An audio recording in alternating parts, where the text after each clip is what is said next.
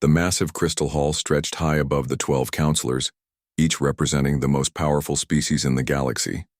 Light danced through the transparent walls, casting rainbow patterns across the polished floor.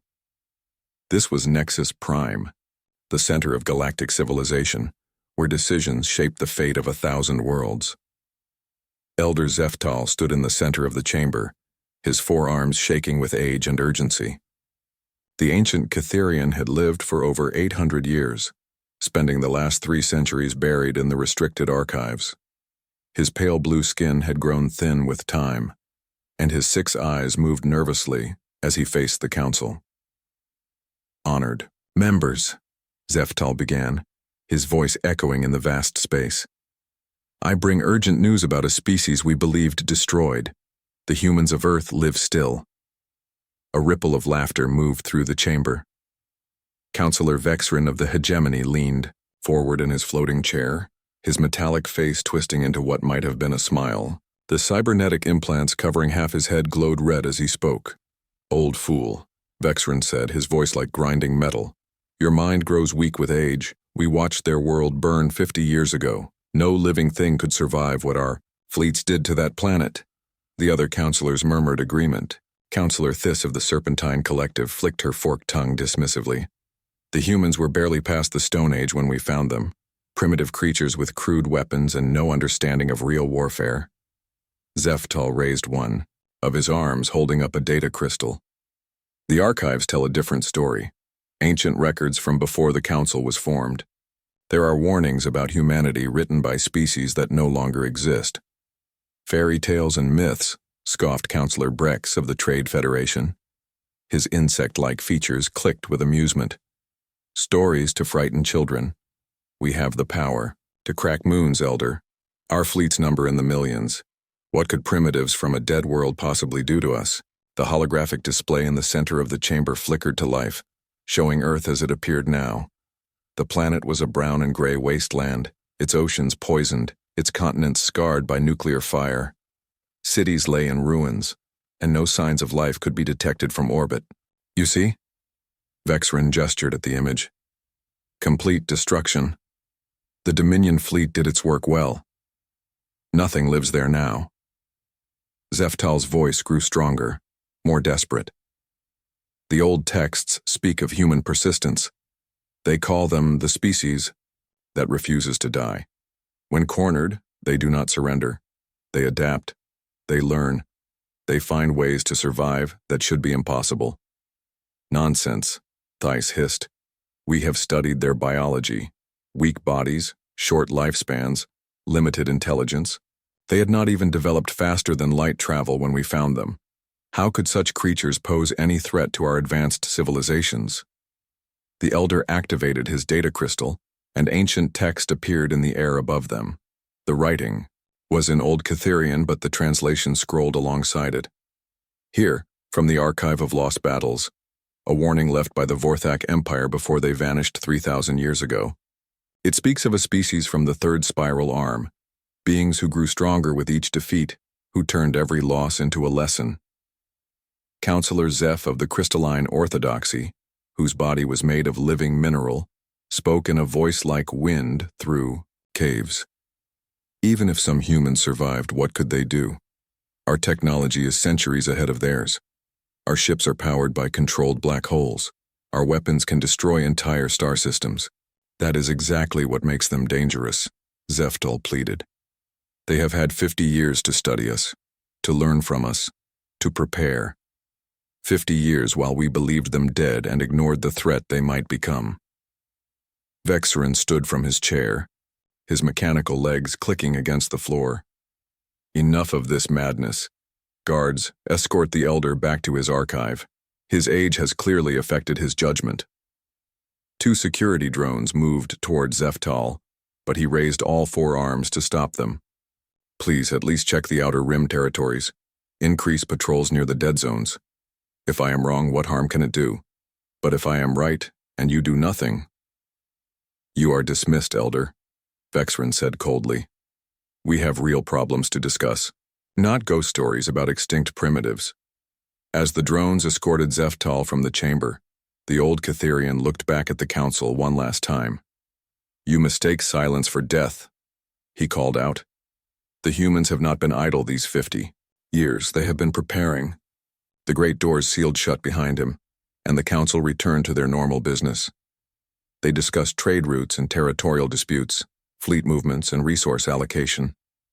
Not one of them spared another thought for the old elders. Warnings. Far from Nexus Prime in the asteroid field around Kepler 7, mining station operations continued as they had for 20 years. The facility processed rare metals from the asteroids, using slave labor from conquered worlds. Among the workers, beings from dozens of different species toiled in the dangerous mines. Jake Morrison wiped sweat from his forehead as he operated the heavy drilling equipment.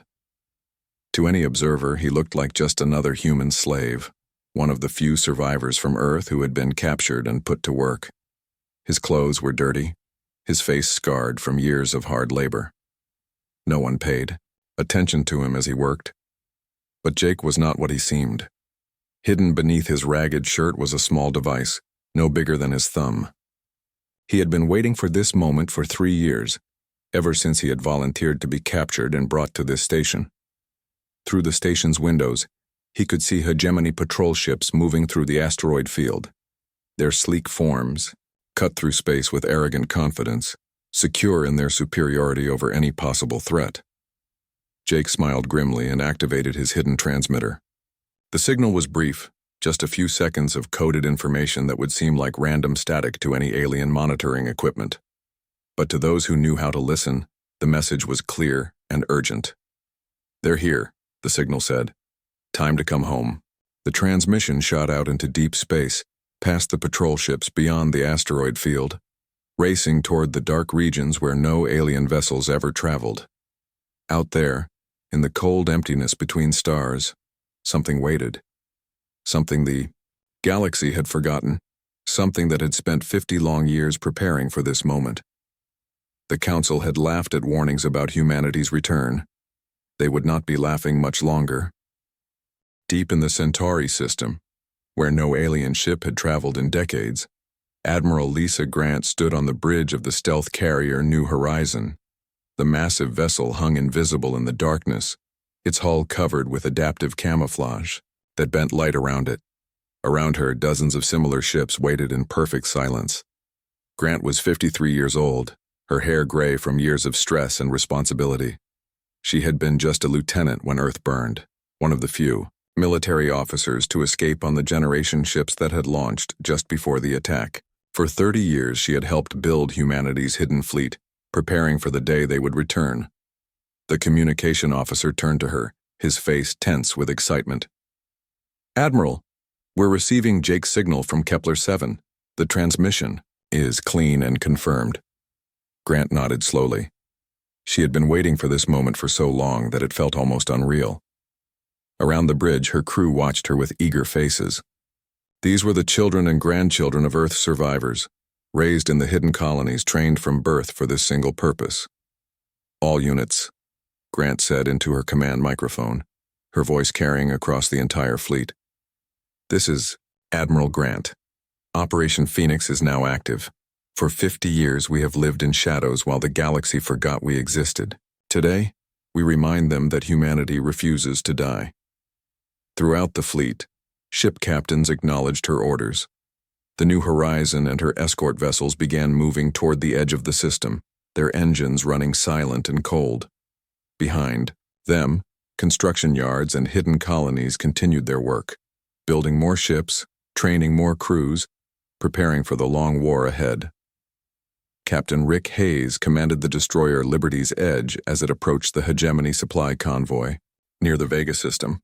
His ship was smaller than the alien vessels, but it carried weapons designed from 50 years of studying captured technology. More importantly, it carried something the aliens had never faced: the desperate fury of a species fighting for its very existence. Hayes was 38, born on one of the colony ships during the long journey to the hidden worlds. He had never seen Earth, but he carried its memory in his heart like a burning coal. His crew was equally motivated, each one a volunteer who understood that this mission might be their last. Target acquired, his weapons officer reported. 3 heavy cruisers and a dozen escort ships, they're following standard patrol patterns. Hayes smiled coldly. Standard patterns were predictable, and predictability was death in space combat. The aliens had grown lazy in their dominance, following the same routes, using the same tactics, never expecting real opposition. Decloak and fire, Hayes ordered. The Liberty's Edge appeared out of empty space like a ghost materializing from the void. The alien crews had only seconds to register the impossible readings on their sensors before human weapons tore into their ships. Kinetic projectiles moving at significant fractions of light speed punched through alien shields as if they were paper. The lead hegemony cruiser exploded in a ball of fire and debris. The second ship tried to turn and bring its main guns to bear.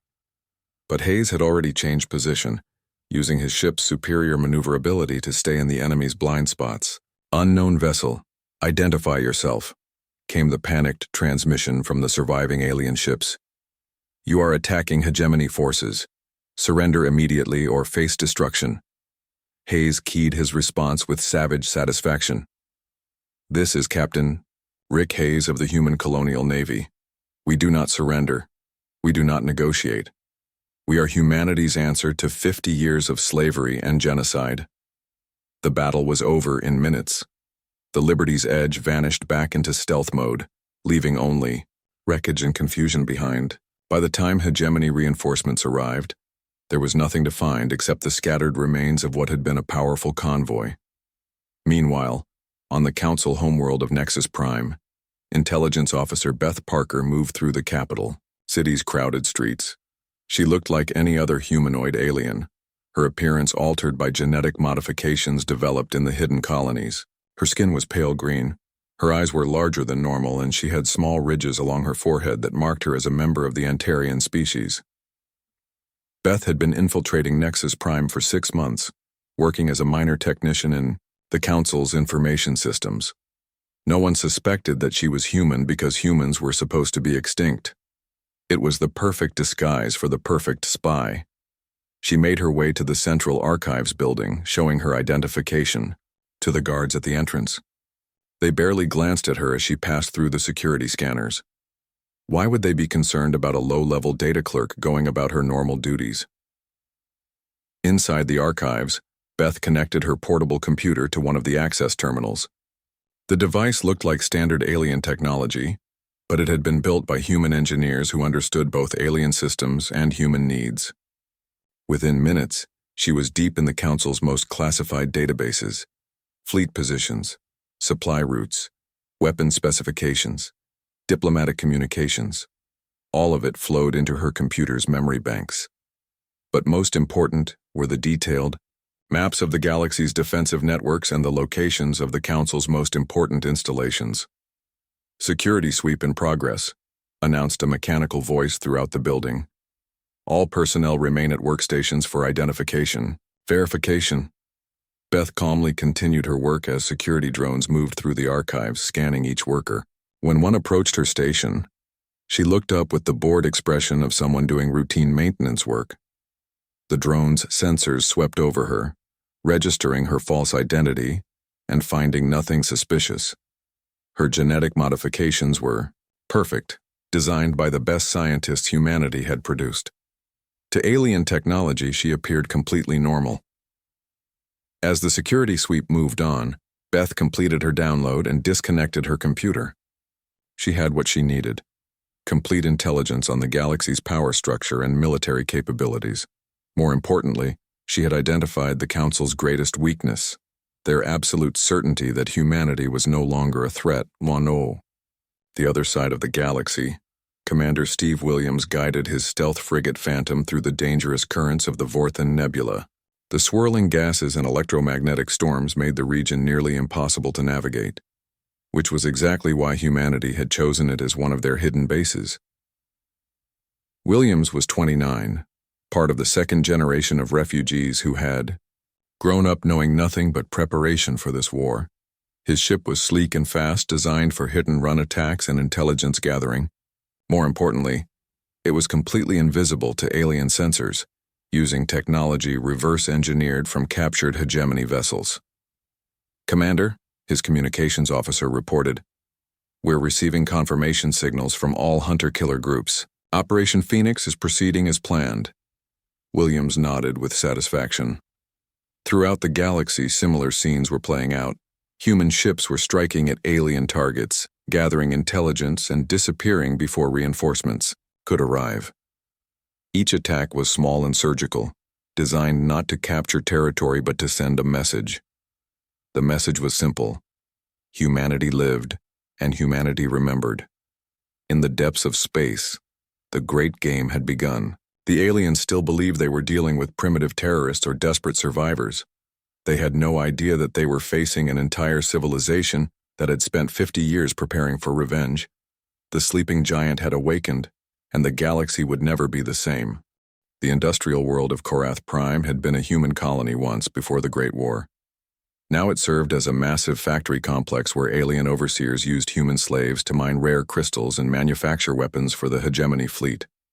The humans who worked there were descendants of prisoners taken during Earth's destruction, kept alive only because their smaller hands could reach into places the larger alien workers could not. Dr. Amy Foster knelt beside a broken mining drill in the depths of Level 7, the deepest and most dangerous part of the crystal mines. To any watching guard, she appeared to be just another maintenance technician trying to repair malfunctioning equipment. But Amy was far more than she seemed. Before the war, she had been a professor of engineering at MIT. She had escaped Earth on one of the last evacuation ships, but her husband and daughter had not been so lucky. For 30 years she had worked in the hidden colonies, developing new technologies and training other survivors. 2 years ago, she had volunteered to be captured and sent to Korath, part of a carefully planned infiltration.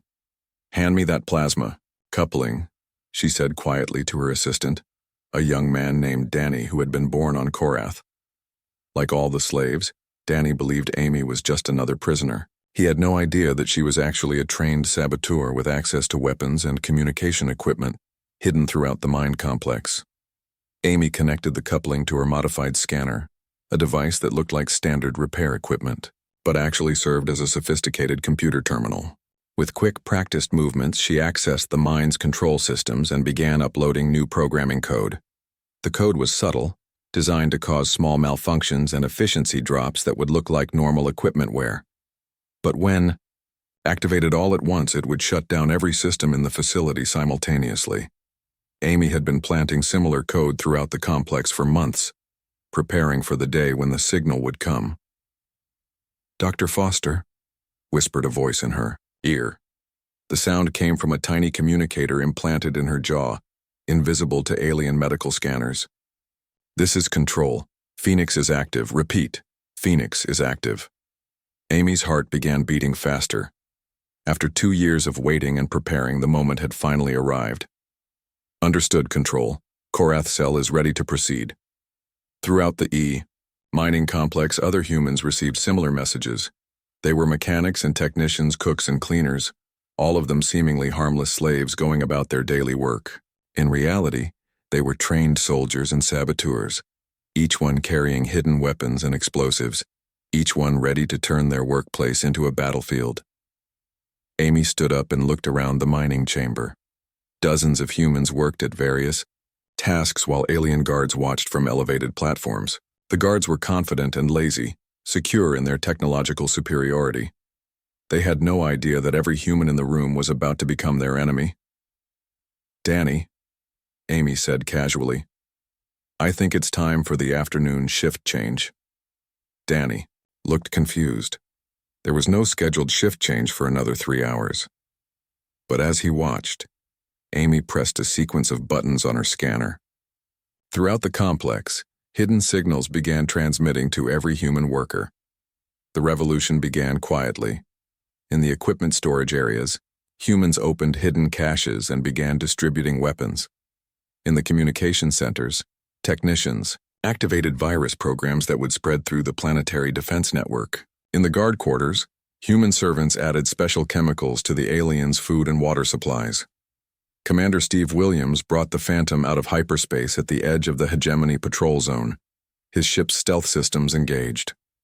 From his position, He could monitor communication traffic throughout the sector and coordinate the various resistance cells that were now activating across dozens of worlds.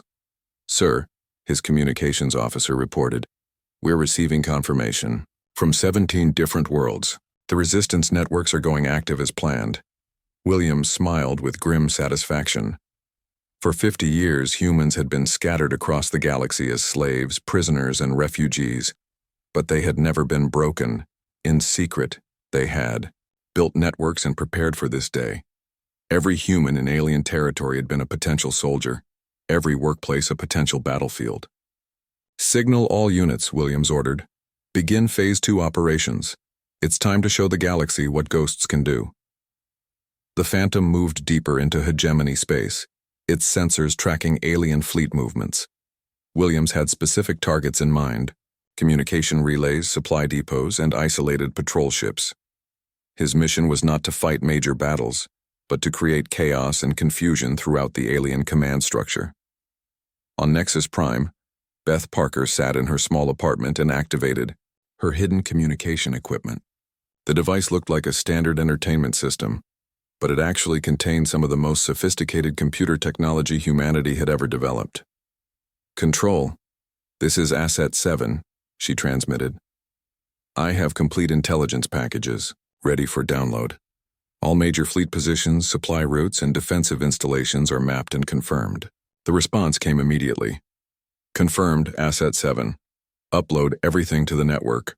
All cells are now active and requesting tactical intelligence." Beth began transmitting the stolen data, sending it through a network of hidden relay stations that would distribute the information to human forces throughout the galaxy. Fleet movements that had been secret were now known to every human commander. Supply convoys that had seemed safe were now marked targets. Defensive positions that had never been challenged were now mapped and vulnerable. But Beth's most important contribution was yet to come. For months, she had been carefully planting computer viruses throughout the Council's information systems. The viruses were dormant, waiting for activation. When triggered, they would not destroy the alien networks, but something far more dangerous. They would make every secret communication visible to human intelligence. "Control," Beth transmitted. "The ghost protocols are in place. When you give the word, every alien command frequency will become an open book."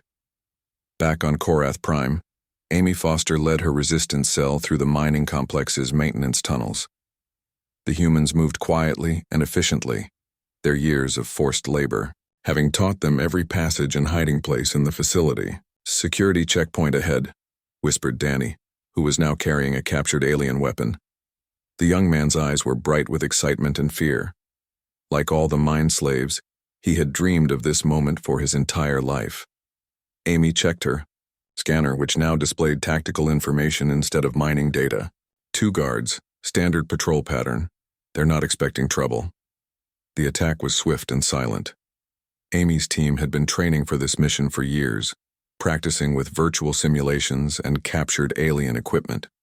The guards never knew what hit them. "Level 7 secured," Amy reported through her hidden communicator. Beginning Phase 2. Phase 2 was the real purpose of the Korath operation.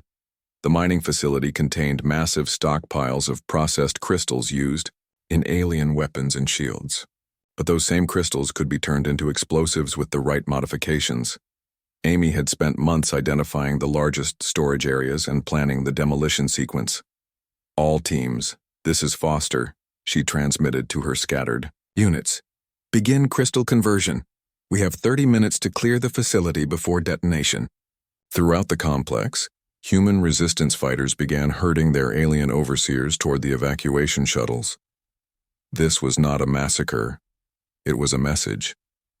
The aliens would be allowed to escape and carry news of what had happened. They would tell their superiors that the humans were not just alive, but organized, armed, and angry.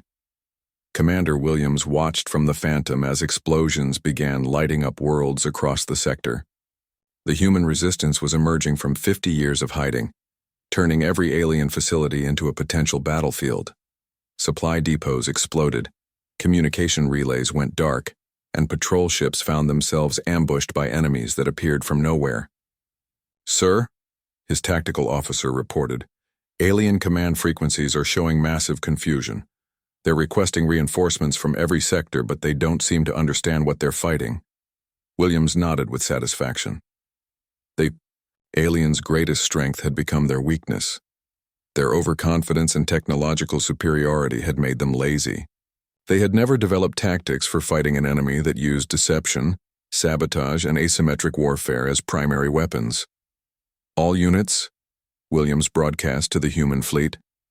The ghosts are loose. Time to show the galaxy that humanity refuses to stay dead. The war had begun in earnest, and for the first time in 50 years, humans were fighting back with organized resistance across the entire galaxy. The aliens had spent decades believing they had won a complete victory. They were about to learn how wrong they had been. The hegemony fortress world of Kethmore had never been attacked in its 300-year history. Massive defense platforms surrounded the planet, each one capable of destroying an entire fleet. Energy shields covered the surface installations, and automated weapon systems tracked every object within 1,000,000 kilometers. The planet's commanders were so confident in their defenses that they used Kethmore as a training facility for new officers. Captain Rick Hayes studied the tactical display on his bridge as the Liberty's Edge approached the outer defense perimeter. His destroyer was leading a squadron of 12 human ships, each one barely a tenth the size of the alien battlecruisers that patrolled the system. To any observer, it would have looked like a suicide mission. All units, this is Hayes, he transmitted to his squadron. Remember, we're not here to destroy the planet. We're here to prove that their defenses can be beaten. Make them look like fools, then get out alive. The first defense platform detected the human ships when they were still 2 hours out from the planet. Alarms sounded throughout the hegemony. Command center and automated systems began targeting the approaching vessels. But the humans did something the platform's programming had never anticipated. They split up. Hayes led 3 ships directly toward the main defense grid, while the other squadrons spread out in seemingly random directions.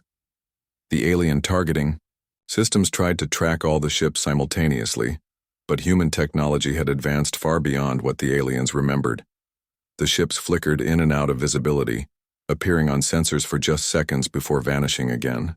First platform is locking weapons, reported Hayes' tactical officer. Multiple missile launches detected. Begin evasive maneuvers, Hayes ordered calmly. Remember, their missiles are fast but predictable. Show them what human creativity can do. The Liberty's Edge twisted through space in patterns that defied conventional physics, using gravitational fields and electromagnetic interference to confuse the incoming missiles. Meanwhile, the other human ships began their real mission, not attacking the fortress directly, but demonstrating the total inadequacy of its defenses. Commander Steve Williams brought the Phantom in close to one of the outer platforms, his stealth frigate invisible to the station's sensors. Instead of firing weapons, he deployed a cloud of tiny probes that attached themselves to the platform's hull. Within minutes, the probes had infiltrated the station's computer systems and begun transmitting all of its operational data to human intelligence.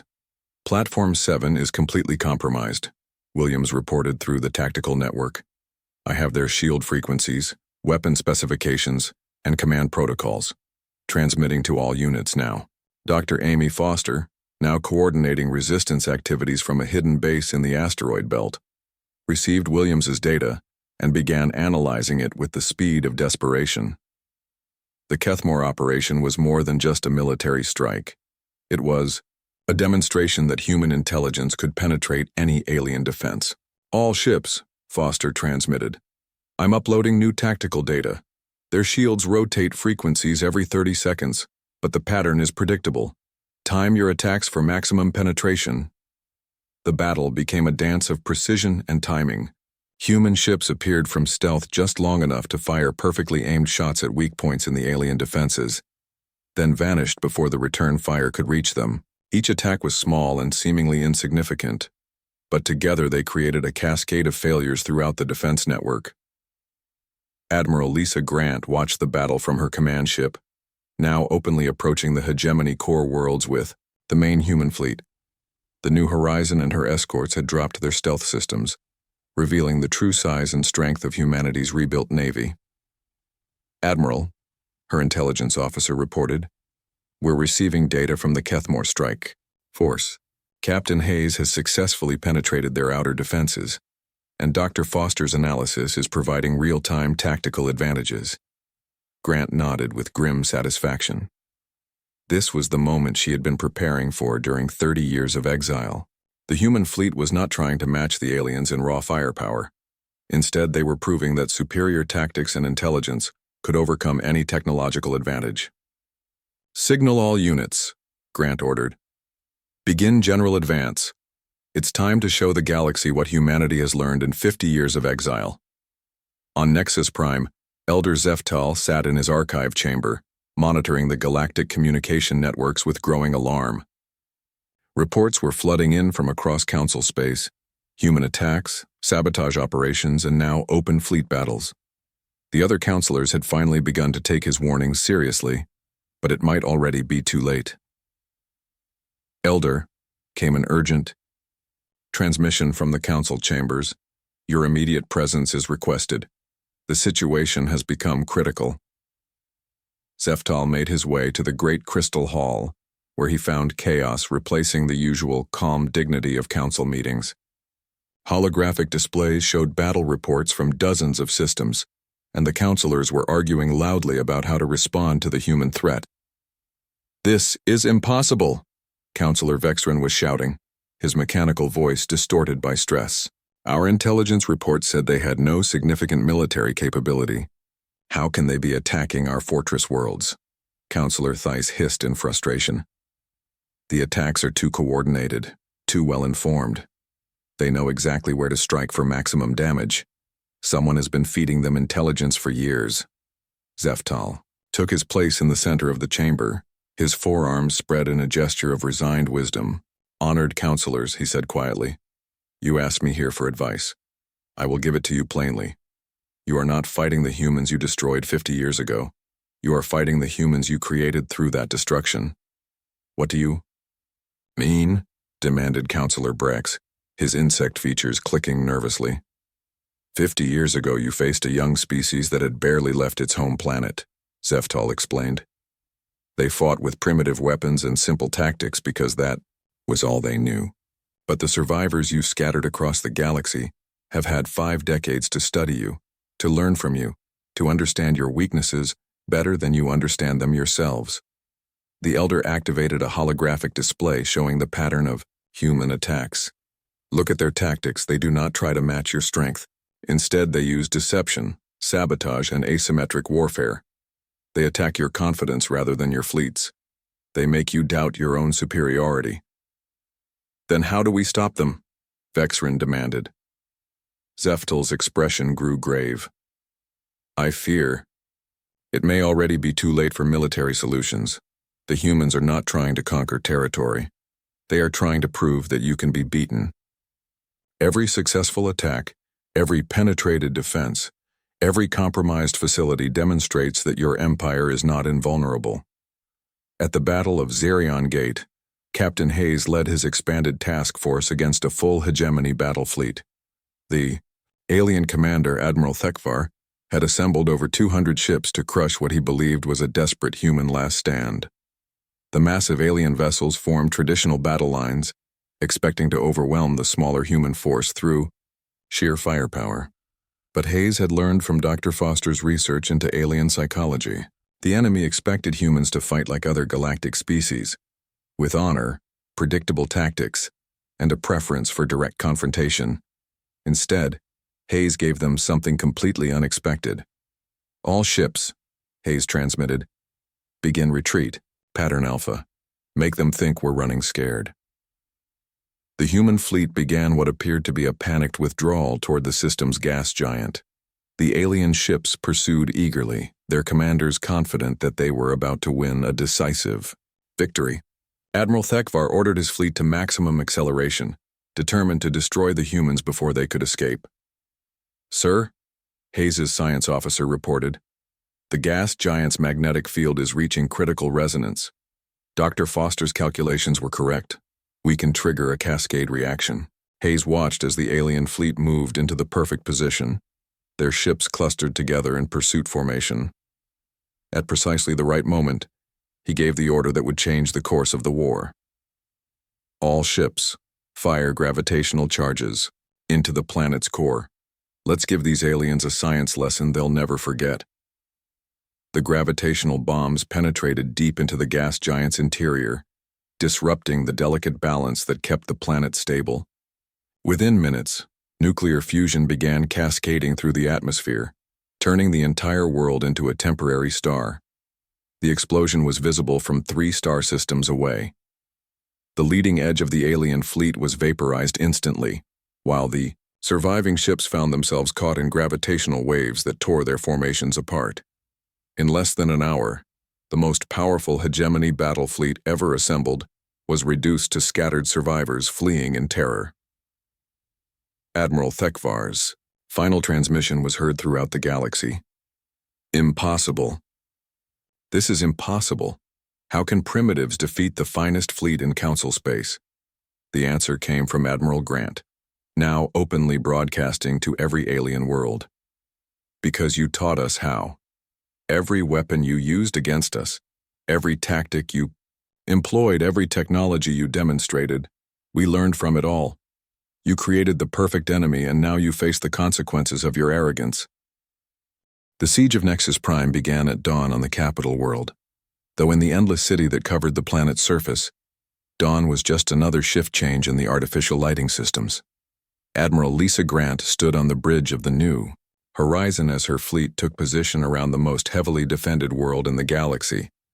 The human armada was smaller than the massive alien defense fleets, but it carried something far more dangerous than superior numbers, the absolute certainty of a species that had refused to die.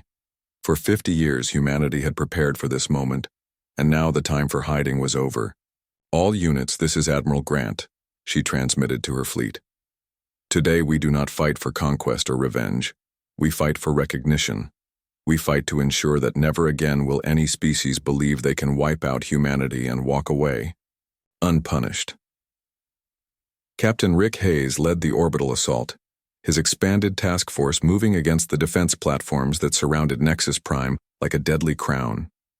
The alien commanders had learned from the disaster at Zarian Gate and were trying new tactics, but they were still thinking like conventional military forces facing a conventional enemy. Liberty's edge to all ships, Hayes transmitted. Remember, we're not here to destroy the planet. We're here to prove that their capital can be taken. Make every shot count, but keep civilian casualties to minimum. We're liberators, not conquerors. The AUK battle for Nexus Prime was unlike anything the galaxy had ever seen. Human ships moved through the defense network like ghosts, appearing just long enough to disable key systems before vanishing into stealth mode. Instead of trying to slug it out with the massive alien battlecruisers, they targeted communication relays, power stations, and command centers. Dr. Amy Foster coordinated the electronic warfare from her hidden base, now revealed to be a massive facility built inside a hollowed-out asteroid. Her virus programs had been dormant in the alien networks for months, and now she activated all of them simultaneously. All human units, Foster transmitted. I'm uploading real-time intelligence on enemy positions and movements. Their entire command structure is now transparent to us. Use this advantage wisely. Throughout the capital city, alien commanders found their secure communication networks compromised. Every order they gave was intercepted by human intelligence. Every troop movement was anticipated. Every defensive position was mapped and countered. The technological superiority they had relied on for centuries was turning against them. Commander Steve Williams brought the Phantom in low over the city's surface, his stealth frigate invisible to the tracking systems below. His mission was not destruction but demonstration, proving that human technology could penetrate any defense, reach any target, accomplish any goal. Control, this is Williams, he reported through the tactical network. I'm directly over the council chambers. No alien sensors have detected my presence. Shall I proceed with the demonstration? Negative, Williams, came Admiral Grant's reply. We're not terrorists. Land your ground team and proceed with the capture mission. We want the council alive and ready to negotiate. Beth Parker had been waiting for this moment for 6 months. Hidden in her false identity as an Antarian technician, she had mapped every corridor of the government complex, identified every security measure, and planned the perfect infiltration route. When the human ground forces landed, she would be their guide through the maze of alien bureaucracy. All resistance cells, she transmitted through her hidden communicator. This is Asset 7. The main assault has begun. Activate all sleeper agents and prepare for final operations. Throughout Nexus Prime, humans who had lived in hiding for decades began revealing their true nature. They were janitors and technicians, clerks and maintenance workers, all of them, seemingly harmless members of alien society. In reality, they were trained soldiers who had spent years preparing for this moment. The ground assault on the council chambers was led by Captain Hayes, who had left his ship to personally command the operation. His team moved through the crystal corridors with precision born of months of planning and years of training. Every turn, every doorway, every security checkpoint had been mapped and analyzed. Resistance is lighter than expected, Hayes reported, to Admiral Grant. It appears most of the alien security forces have been deployed to defend the orbital installations. The government quarter is only lightly guarded. Grant's voice came back grim with satisfaction. They still don't understand what they're fighting.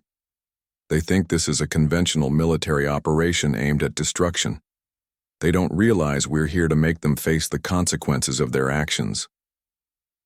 In the council chambers, Elder Zeftal waited with the other counselors as the sounds of battle grew closer. The ancient Catherian had lived through 8 centuries of galactic history, but he had never seen anything like the systematic dismantling of alien confidence that humanity was accomplishing.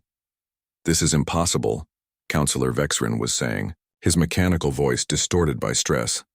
How can primitives with inferior technology defeat our most advanced defenses? Zeftal looked at his fellow counselors with something approaching pity.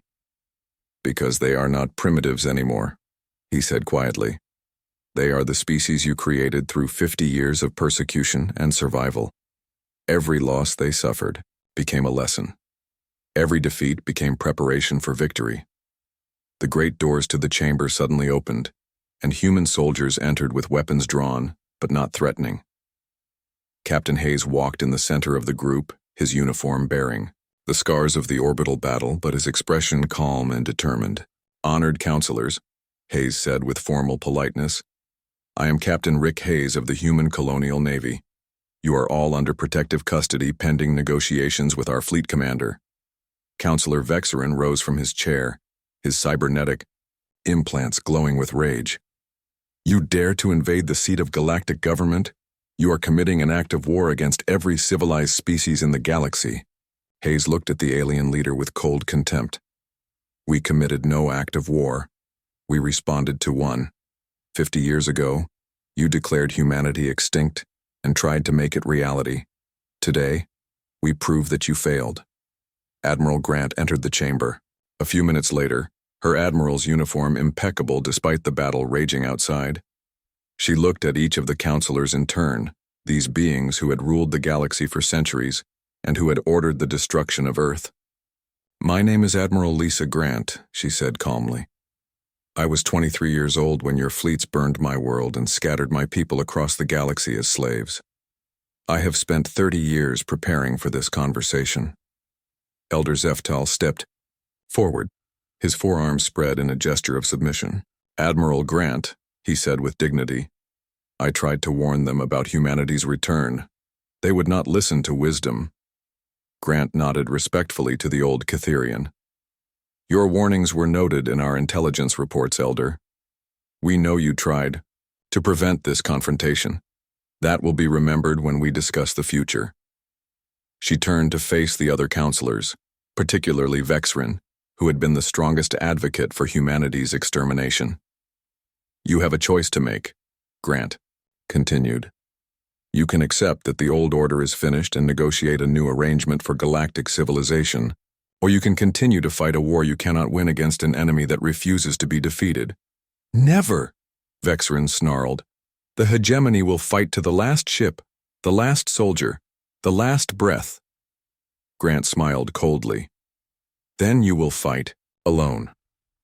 Check your communication networks, Counselor. Half of your member species are already requesting separate negotiations. The others are calculating how quickly they can distance themselves from your failed policies. Dr. Foster's voice came through the chamber's communication system, her transmission reaching every world in council space. Citizens of the galaxy, Foster announced, humanity returns not as conquerors, but as liberators.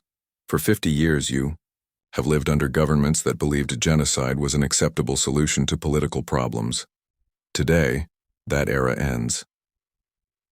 Commander Williams coordinated the occupation of key installations throughout Nexus Prime, his teams working with surprising efficiency for what the aliens had expected to be a chaotic invasion. Instead, they found themselves dealing with administrators who seemed to understand alien bureaucracy better than the aliens themselves. All major systems are under our control, Williams reported to Admiral Grant. Casualties have been minimal, on both sides. The population seems more curious than hostile about our presence. Grant nodded with satisfaction. This had always been the plan, not to destroy the galactic government, but to prove that it could be replaced with something better. Humanity had learned from 50 years of suffering, and part of that learning was understanding the difference between justice and revenge. Elder Zeftal, Grant said, turning to the ancient Catherian, your species has the longest historical memory in the galaxy. Will you help us write a new chapter in galactic history? One where no species fears extinction simply because they are different or inconvenient. The elder bowed deeply, all four arms spread in the ancient gesture of respect.